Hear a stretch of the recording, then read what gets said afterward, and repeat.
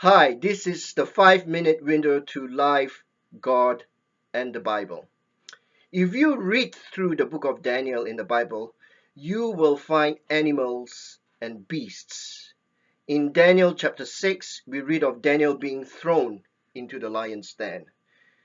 Then in Daniel chapter 7, we read of 4 beasts who represent 4 kingdoms who replace each other as they conquer the lands. And then in Daniel chapter 8, there is a ram which represents the Medes and the Persians, and a goat which represents the kingdom of Greece. Both the visions of animals and beasts in Daniel chapter 7 and Daniel chapter 8 overwhelm Daniel. He is exhausted and terrified. The metaphor of animals and beasts in Daniel indicate the tendency of human beings to control and dominate each other. This results in confusion and trouble. This results in loss of direction and loss of meaning. And that is probably why Daniel gives warning to Nebuchadnezzar. The king has had a nightmare of a great and powerful tree cut down. Daniel tells the king that he is that great tree, feeding all and giving shelter to the animals. God has blessed him to be the most powerful king on earth. However, if he does not acknowledge the Most High God and treat his people kindly, he will be removed from his throne and made to live among the animals. Nebuchadnezzar refuses to listen to Daniel and God. One day, the king walks on the roof of his palace.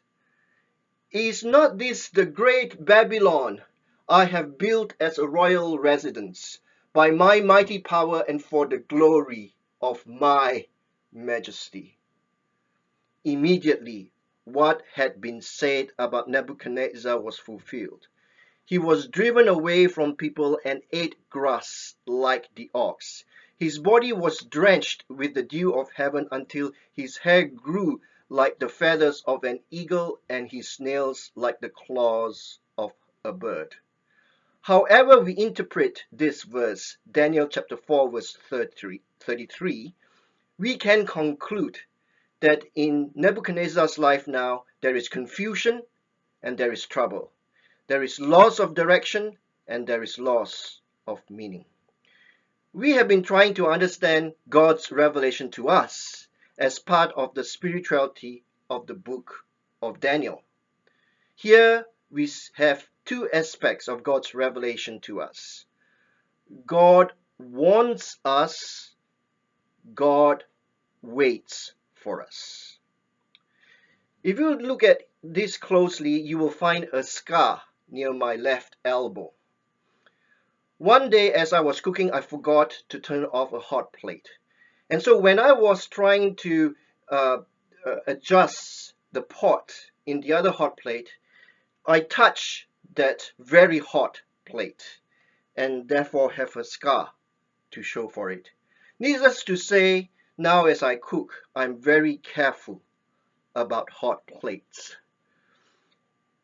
As God reveals himself to us, he often wants us either to turn off hot plates or to be careful when we are around hot plates. God warns Nebuchadnezzar about his possible falling from the throne and living with the animals. God warns us about things we should be careful about. Now the sad story is that Nebuchadnezzar refuses to listen to God's warning. He pays homage to himself and he is deprived of his throne and made to live among the animals. Even though Nebuchadnezzar has decided not to heed God's warning, God is still waiting for Nebuchadnezzar to come to his senses and acknowledge him as the Most High God. There is hope for Nebuchadnezzar. There is hope for us. We might have refused to heed God's warnings in our lives. However, until Jesus comes back again, I am convinced that God is always waiting for us to come to our senses and acknowledge him as the Most High God.